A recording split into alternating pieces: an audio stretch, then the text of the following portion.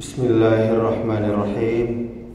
Assalamualaikum warahmatullahi wabarakatuh.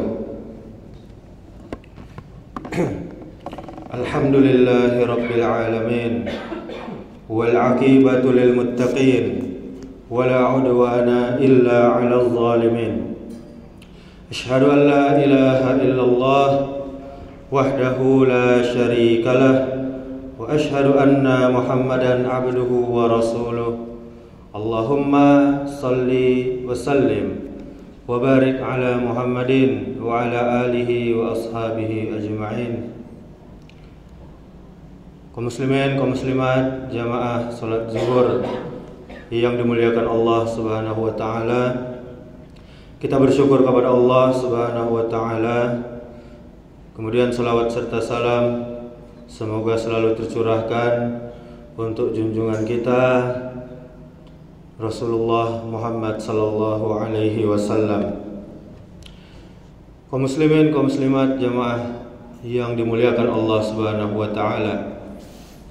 Sebuah hadis yang menceritakan kepada kita tentang orang yang telah membunuh 99 jiwa. Lalu dia menyesal dan kemudian bertaubat serta bertanya tentang orang berilmu yang ada ketika itu. Kemudian ditunjukkan kepadanya seorang ahli ibadah. Ternyata ahli ibadah itu hanyalah ahli ibadah, tidak mempunyai ilmu. Rahib tersebut menganggap besar urusan itu sehingga mengatakan tidak ada taubat bagimu. Kemudian laki-laki pembunuh itu marah lantas membunuh ahli ibadah tersebut, dan lengkaplah korbannya menjadi 100 jiwa. Kemudian dia tanyakan lagi tentang ahli ilmu yang ada di masa itu. Ditunjukkanlah kepadanya seorang alim. Lalu dia bertanya, apakah ada taubat bagi saya yang telah membunuh 100 nyawa?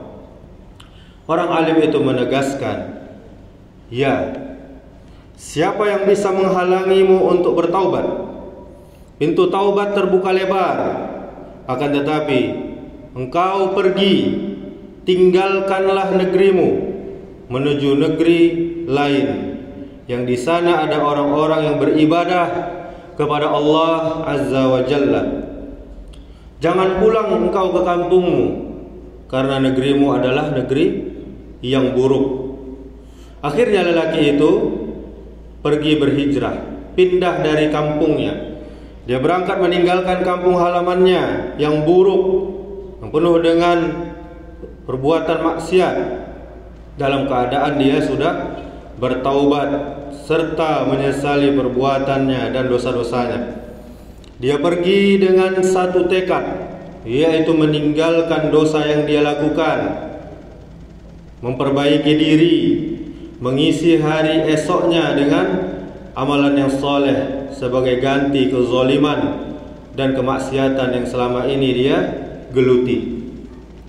Di tengah perjalanan menuju kampung yang baik dengan membawa segudang asa untuk memperbaiki diri, Allah Subhanahu wa taala menakdirkan dia harus meninggal dunia. Takdir dan kehendak Allah Subhanahu wa taala jua yang berlaku. Itulah rahasia dari sekian rahasia Allah Subhanahu wa taala yang maha bijaksana. Tidak mungkin ditanya mengapa dia berbuat begini dan begitu, akan tetapi makhluknya lah yang akan ditanya mengapa mereka berbuat begini dan begitu. Allah Subhanahu wa taala maha melakukan apa saja yang ingin dia lakukan. Semua yang ada di alam semesta ini, baik yang terlihat maupun yang tidak terlihat, adalah milik Allah Subhanahu wa taala, adalah ciptaan Allah Subhanahu wa taala, dan di bawah pengawasan Allah serta di bawah pengaturan Allah Subhanahu wa taala. Allah yang menentukan setiap perbuatan seorang hamba 50.000 tahun sebelum Allah menciptakan langit dan menciptakan bumi. Allah yang memberikan perangkat kepada seorang hamba untuk melakukan sesuatu. Allah pula yang memberi taufik kepada hamba tersebut, memberi hidayah kepada hamba tersebut ke arah apa yang telah Allah takdirkan. Pembunuh 100 jiwa itu adalah salah satu makhluk ciptaan Allah Subhanahu wa taala. Dia ada di bawah kehendak Allah dan kendali Allah. Ketentuan dan takdir Allah Subhanahu wa taala sudah pasti berlaku pula atasnya. Perbuatan zalim yang dikerjakannya adalah takdir Allah Subhanahu wa taala. Taubat dan penyesalan yang dia rasakan dan dia inginkan adalah juga takdir Allah Subhanahu wa ta'ala. Alangkah beruntungnya dia. Namun kalau begitu, zalimkah Allah Subhanahu wa ta'ala? Kejamkah Allah Subhanahu wa ta'ala pada hambanya? Jawabannya sudah pasti tidak. Sama sekali tidak. Dari sisi manapun, Allah bukanlah zat yang zalim. Apakah kezaliman itu? Kezaliman itu adalah berbuat sesuatu pada hal-hal yang bukan miliknya, atau meletakkan sesuatu tidak pada tempatnya. Siapakah Allah Subhanahu wa ta'ala? Dan siapakah kita? Milik siapakah kita? Kita milik Allah Subhanahu wa ta'ala.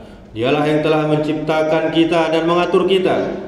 Dia maha tahu yang tepat bagi hamba-hambanya. Dia maha bijaksana. Dia meletakkan segala sesuatu pada tempatnya.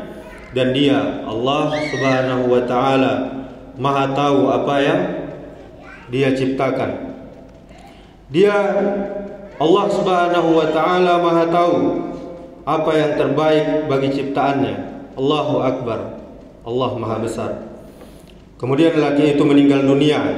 Dia mati dalam keadaan belum sama sekali mengerjakan amal soleh. Sekalipun dia hanya punya tekad, punya niat yang tinggi untuk memperbaiki dirinya. Dia mempunyai tekad bertaubat dari semua kesalahannya. Hal itu terwujud dari keinginannya bertanya kepada mereka yang dianggap berilmu, apakah ada taubat baginya.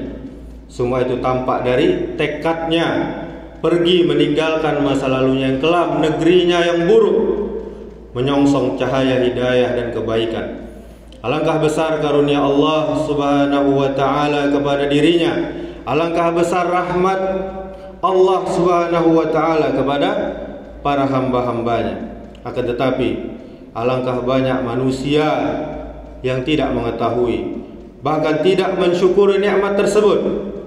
Sungguh Bapak Ibu kaum muslimin, kaum muslimat, jamaah yang dirahmati Allah Subhanahu wa ta'ala, andai kata kezaliman yang dikerjakan oleh kita Bani Adam harus diselesaikan dengan azab dan siksa di dunia ini, niscaya tidak akan ada lagi satu pun makhluk yang melata, yang berada di atas muka bumi ini.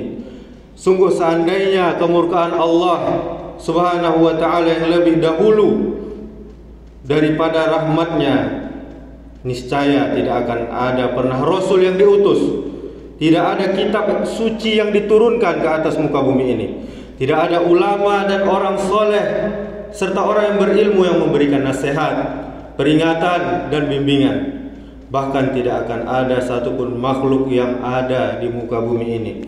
Demikianlah, semoga bermanfaat. Semoga kita bisa menjadi hamba-hamba Allah yang selalu bersyukur dan bertaubat kepadanya Subhanahu wa ta'ala. Subhanakallahumma wa bihamdika asyhadu an la ilaha illa anta astaghfiruka wa atubu ilaik. Assalamualaikum warahmatullahi wabarakatuh.